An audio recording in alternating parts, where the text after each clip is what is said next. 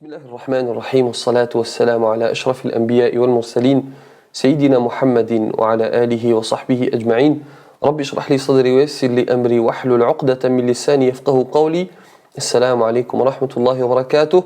Très heureux de vous retrouver pour une nouvelle série à propos de la vie des prophètes. Alors elle nous a été énormément demandée parce que ce qui est le plus produit, ce sont des explications à propos de la vie du prophète Mohammed sallallahu alayhi wa sallam, et c'est très bien. Mais il n'y a pas grand-chose à propos de la vie de tous les autres prophètes. Et nous cherchons à connaître l'histoire des prophètes dans la mesure où ils sont nos modèles, parce que nous tirons de leur vie des leçons, des sagesses qui nous permettent de cheminer vers le divin. J'aimerais commencer par une chose pour bien poser le sujet. J'aimerais vous donner la différence, et c'est une question qui est énormément posée. J'aimerais vous expliquer la différence entre prophète et messager. Est-ce que tout prophète est forcément messager? Est-ce que tout messager est forcément prophète? En réalité, les messagers et les prophètes ont tous deux reçu un message. Le messager et le prophète, tous les deux, ils ont reçu un message.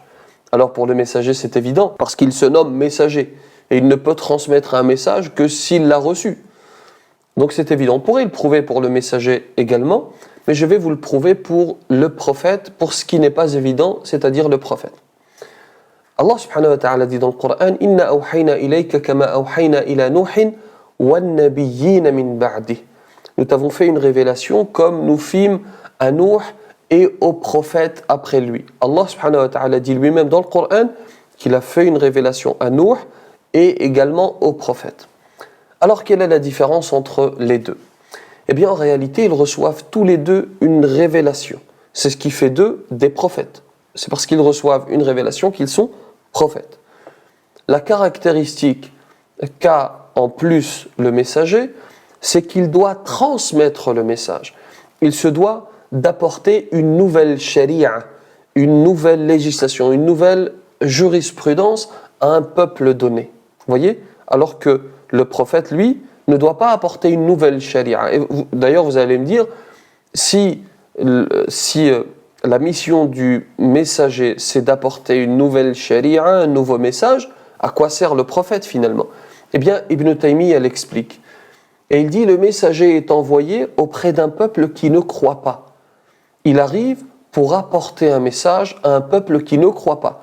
Le prophète, quant à lui, il est envoyé auprès d'un peuple qui croit déjà, qui a déjà reçu la visite d'un messager. Et donc, le prophète arrive dans ce peuple pour continuer à transmettre le message qu'a déjà apporté le messager qui est passé avant lui. Vous comprenez? Le prophète n'apporte pas un nouveau message. Il vient, il reprend le message transmis par le messager et il est là pour le transmettre. Il n'arrive pas avec une nouvelle sharia, mais il applique la sharia apportée par le messager avant lui et il est là également pour juger entre les gens. Ainsi, conséquemment, tout messager est forcément prophète, mais tout prophète n'est pas forcément messager. Voilà pour le premier volet. Le deuxième volet qui est très important, c'est celui-ci. Et c'est une question, encore une fois, que l'on reçoit très souvent. Est-ce que tous les prophètes étaient musulmans? Parce qu'on entend parfois certains dire, non mais, Isa alayhi salam était chrétien, ou Moussa alayhi salam, étant donné qu'il fait partie des enfants d'Israël, était juif. Eh bien, en réalité, le tawhid n'a jamais changé au travers des siècles. Il a toujours été question d'adorer, depuis Adam alayhi salam, il a toujours été question d'adorer un Dieu unique sans lui donner d'associé. Ce qui a changé, en réalité, c'est la pratique, c'est la jurisprudence. Étant donné qu'une révélation est arrivée avec Muhammad sallallahu alayhi wa sallam, le messager Muhammad sallallahu alayhi wa sallam, c'est cette révélation qui est effective aujourd'hui et jusqu'à la fin des temps. Donc, Adam, Ibrahim, alayhi salam, Moussa, Nuh, etc. Tous, sans exception, étaient musulmans. Simplement, ce qui change, c'est la jurisprudence. Selon l'époque, ils avaient des lois particulières, ils priaient d'une certaine manière. Et nous, aujourd'hui, nous prions avec la manière que nous a transmise le prophète Mohammed sallallahu alayhi wa sallam. Conséquemment, tous ceux qui ont suivi les prophètes et messagers de leur époque, Inch'Allah, s'ils ont été sincères, s'ils sont morts avec le tawhid, avec l'unicité de Dieu dans le cœur, Inch'Allah entreront au paradis. Tous ceux qui ont suivi Ibrahim, ceux qui ont suivi Nuh, ceux qui ont suivi Moussa, ceux qui ont suivi Isa, entreront, Inch'Allah, au paradis, même s'ils n'ont pas appliqué la jurisprudence que nous avons aujourd'hui, parce qu'évidemment, elle n'était pas encore arrivée. En revanche, aujourd'hui, ce qui est effectif, c'est ce qu'a transmis Muhammad sallallahu alayhi wa sallam. Et 50 000 ans avant la création des cieux et de la terre, Allah subhanahu wa ta'ala a créé la plume. Et petit à petit, on va arriver, Inch'Allah, à l'histoire de Adam alayhi salam, mais il est important de faire ces précisions avant de démarrer, ces précisions introductives. 50 000 ans avant la création, disais-je, des cieux et de la terre, Allah subhanahu wa ta'ala a créé la plume et lui a ordonné de tout écrire, d'écrire nos destins. Et je voulais, d'ailleurs, dans le même sillage, commencer par une petite explication à ce propos. J'étais intervenu dans une vidéo précisément à ce propos, mais j'aimerais, étant donné que c'est nécessaire pour la suite de la compréhension, j'aimerais vous expliquer de quoi on parle lorsque l'on parle de destin, lorsque l'on parle de maktoub. On entend parfois ce genre de questions. Comment est-ce que je peux prendre ma vie en main? Comment est-ce que je peux vivre comme je le souhaite? Comment est-ce que je peux faire mes propres choix? Me marier avec un tel ou un tel, etc. Alors que c'est le maktoub, alors que c'est déjà écrit, alors que c'est le destin. Finalement, est-ce qu'on a un libre arbitre? Où est le libre arbitre finalement?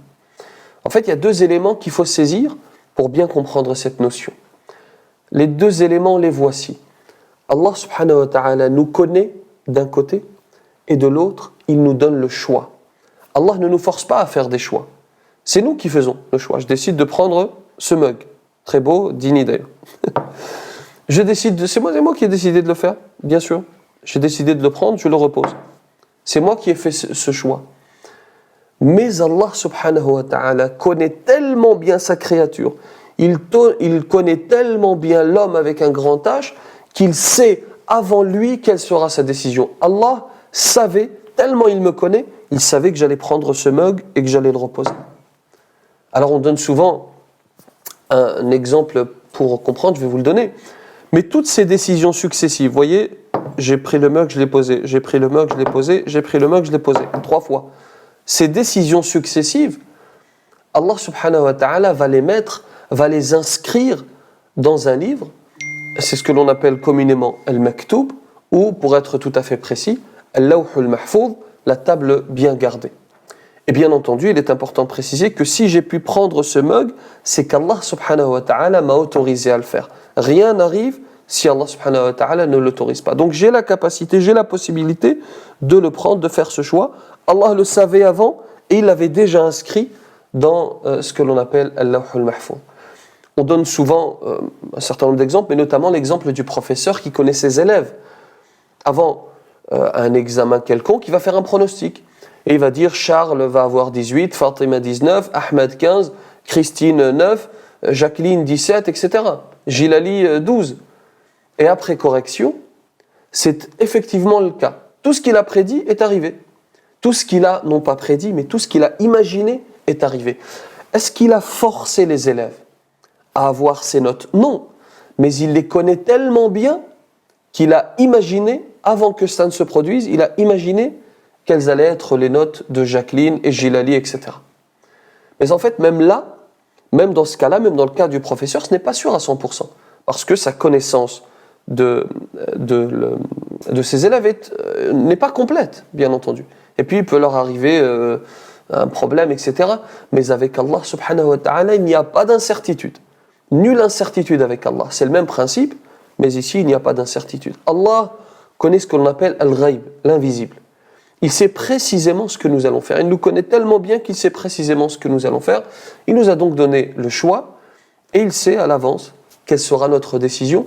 Et toutes ces décisions successives, il les a inscrites dans un livre. Encore une fois, c'est ce qu'on appelle communément le maktoub, ou pour être précis, al-lawh al-mahfouz, la table bien gardée. Voilà pour les précisions introductives. Allah a donc créé la plume et lui a ordonné d'écrire le destin.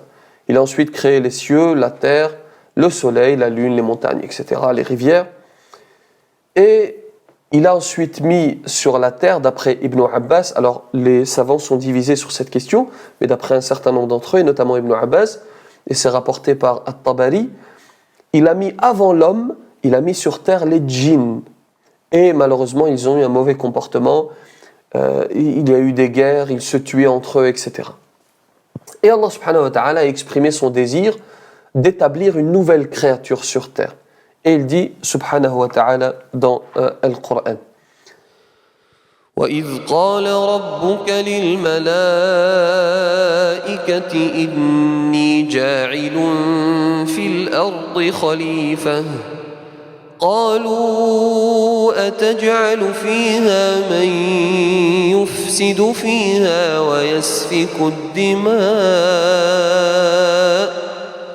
وَيَسْفِكُ الدِّمَاءَ وَنَحْنُ نُسَبِّحُ بِحَمْدِكَ وَنُقَدِّسُ لَكَ قَالَ إِنِّي أَعْلَمُ مَا لَا تَعْلَمُونَ. Les anges vont dire, vas-tu y désigner celui qui émettra le désordre et répandra le sang quand nous sommes là à te louer et te glorifier? Allah subhanahu wa ta'ala va répondre, en vérité je sais ce que vous ne savez pas. Il va donc créer Adam alayhi salam d'argile. Il dit, subhanahu wa ta'ala, وَلَقَدْ خَلَقْنَا الْإِنسَانَ مِنْ صَلْصَالٍ مِنْ حَمَإٍ مَسْنُونٍ.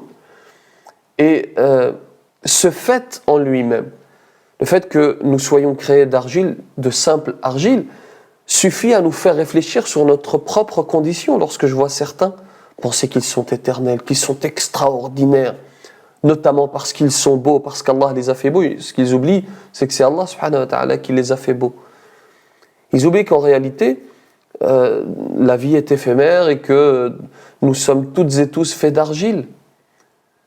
Et Allah subhanahu wa ta'ala va ordonner à ses anges de se prosterner, devant Adam alayhi salam. Il y a un verset qui est intéressant à analyser. Lorsqu'Allah subhanahu wa ta'ala dit وَإِذْ قُلْنَا لِلْمَلَائِكَةِ اسْجُدُوا لِآدَمَ فَسَجَدُوا إِلَّا إِبْلِيسَ. Lorsque nous dîmes aux anges de se prosterner, ils se sont tous prosternés sauf Iblis. Il y a quelque chose de particulier dans ce verset. Allah n'a pas dit, et lorsque nous dîmes aux anges et à Iblis de se prosterner, ils se prosternèrent tous sauf Iblis. Il a dit, lorsque nous dîmes aux anges de se prosterner, ils se sont tous prosternés sauf Iblis. Est-ce qu'Iblis fait partie des anges? Non, bien entendu. Nous savons qu'Iblis est une créature faite de feu. Mais pourquoi est-ce qu'Allah dit cela alors? Parce que en analysant le verset, vous vous dites, eh bien, Dieu a dit, tous les anges se sont prosternés, sauf Iblis. Eh bien, en réalité, Iblis était très aimé par Allah subhanahu wa ta'ala, avant qu'il ne lui désobéisse, bien entendu. Il était tellement aimé par Allah, qu'il le considérait en réalité comme un ange. Et c'est pour cela qu'il dit, lorsque nous dîmes aux anges de se prosterner, ils se sont tous prosternés sauf Iblis. Les savants nous disent, c'est comme celui qui adopte un enfant. Même s'il ne s'agit pas de son enfant biologique, en réalité, il l'aime tellement qu'il le met au même rang que ses enfants. Alors bien entendu, il y a parfois des différences qui sont faites, mais de manière générale, avec le temps, on aime tellement son enfant, même s'il ne s'agit pas de notre enfant biologique, qu'on le met sur le même piédestal que tous les autres. Et donc Allah nous montre ici à quel point il aimait Iblis, et malheureusement Iblis va désobéir à Allah subhanahu wa ta'ala. Et pourquoi il refuse?